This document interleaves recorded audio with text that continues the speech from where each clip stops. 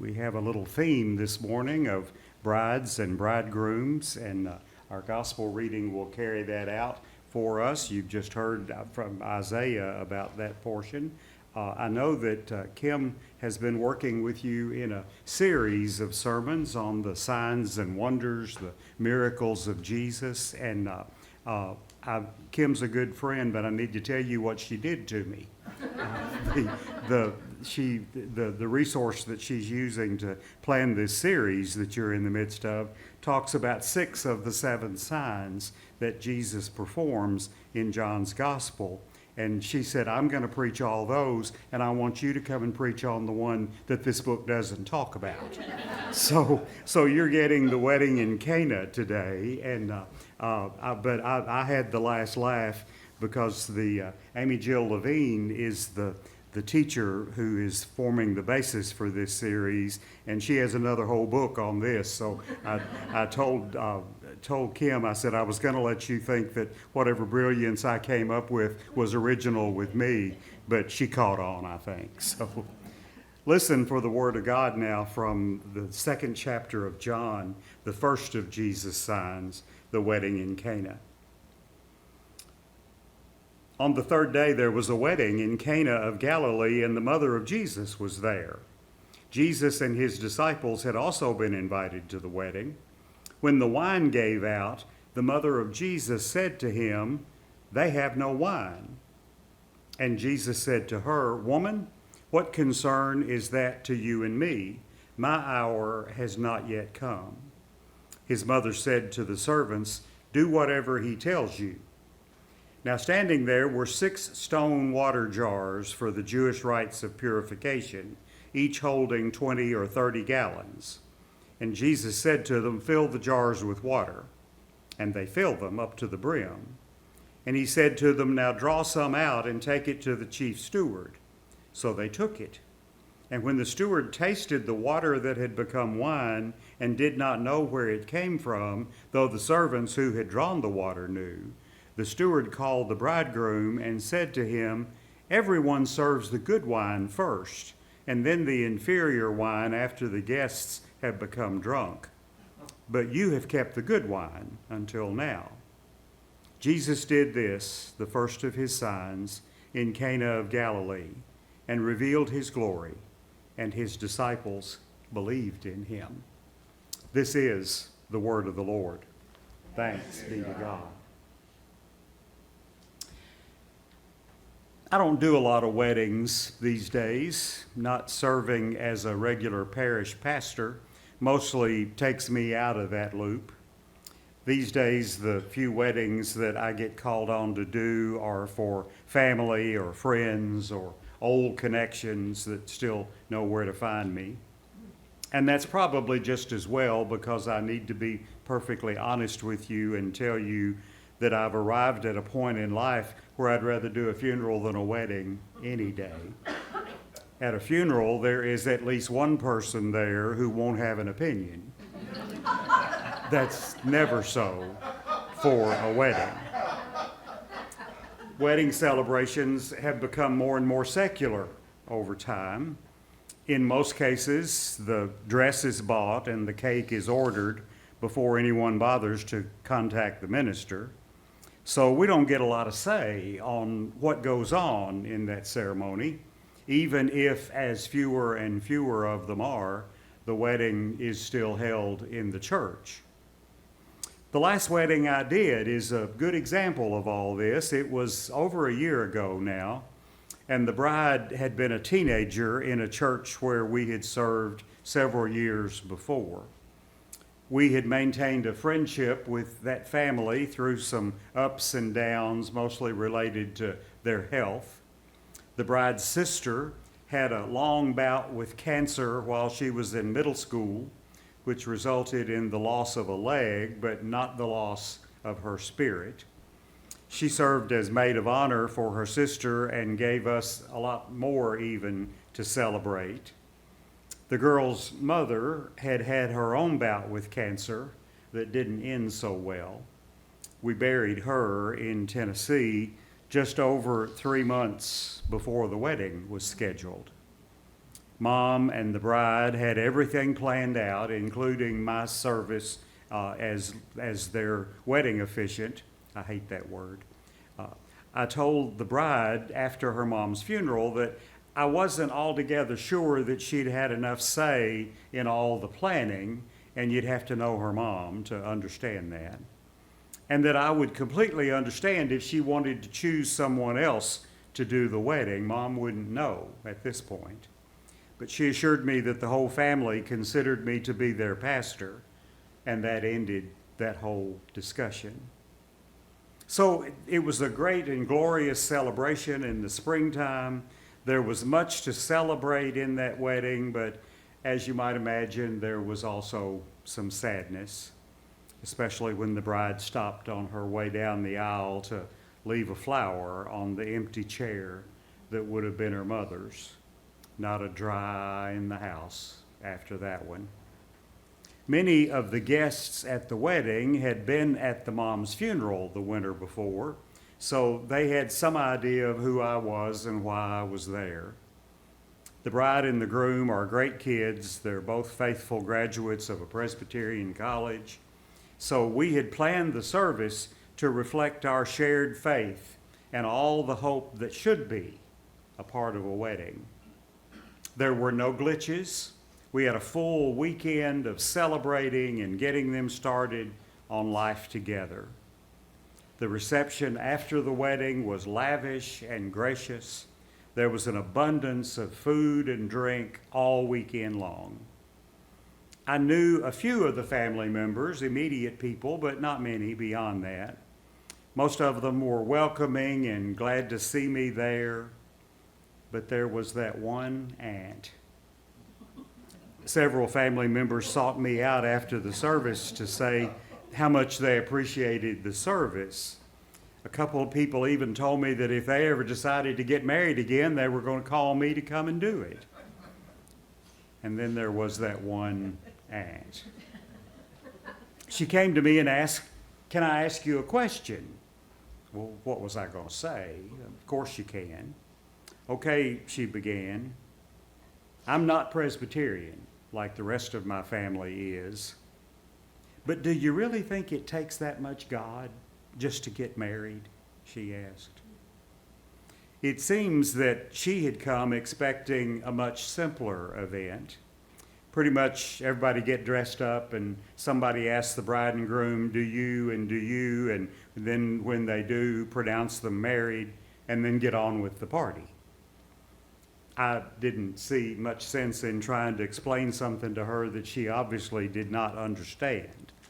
So I mumbled something about how the bride and groom and I had planned the service and that I hoped she had found something meaningful in it.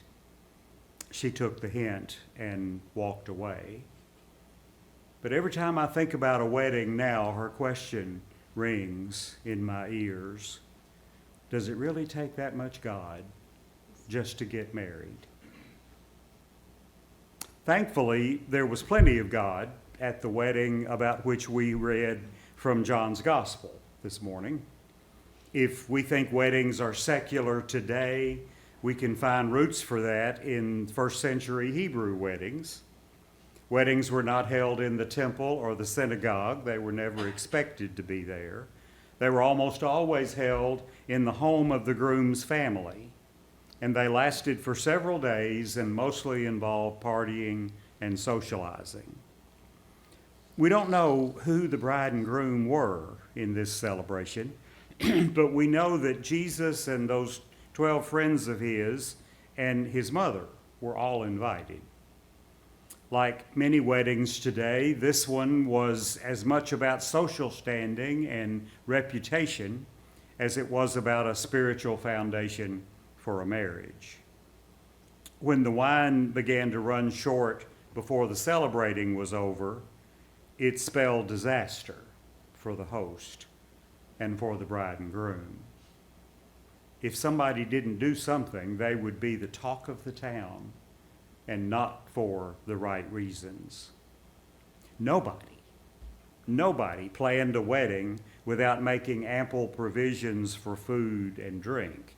It just didn't happen. Nobody knows how it happened this time, but everybody did know that people would be unforgiving in their reactions. I don't know for sure that Mary, Jesus' mother, was the wedding planner, but somehow she took charge of that whole situation. We don't see Mary many times in John's gospel. John, as you probably know, doesn't tell the traditional Christmas story, so we don't get Mary in a blue veil and all that kind of thing. This is the first time Mary appears in John's gospel. She will come around again when she appears at the foot of the cross on the day when Jesus died. You probably remember from the other gospel writers who do tell the birth narrative that Mary, of course, features prominently in those stories, and that when those stories end, she is left with much to ponder. I'm sure she wondered what this child she had born and given birth to in such adverse circumstances would become. By the time this wedding occurs, 30 years have passed. That little child has grown up, and Mary had had all that time to ponder the gift that Jesus was and the things he would do. We can't know what they might have talked about in their home. We don't have any early stories much about Jesus. Siler Black is a comedian and a cartoonist that some of you may have seen his work. He has designed a series of greeting cards, and if you haven't seen them, look them up on Amazon. They're worth buying. They all feature stories and people from the Bible, but in humorous kinds of ways. One of them has a group of Hebrew women and their children sitting on camels and donkeys at some event, maybe a baseball game or some event where families would gather. And they each have the equivalent of a bumper sticker on the back of their animals. One of them is like one that we've all seen. It said, "Our son is an honor student." And another one said, "Our son is in medical school." But the back of Mary's donkey says, "Our son is God." I don't know if Mary had that kind of awareness about who Jesus was becoming, but when the wine began to run short, she went to Jesus, confident that he could and would do something about this. "They have no wine," she told him, assuming that he would know that he needed to do something. John's gospel tells the story of Jesus' ministry through 7 signs that Jesus performed. Sometimes we call them miracles. Whatever you believe or don't about miracles, Jesus, you have to say, was able to do some pretty amazing things. You are in the middle of a series of worship experiences, about 6 of those signs. Today, we talk about the other one, this business of turning water into wine at a wedding.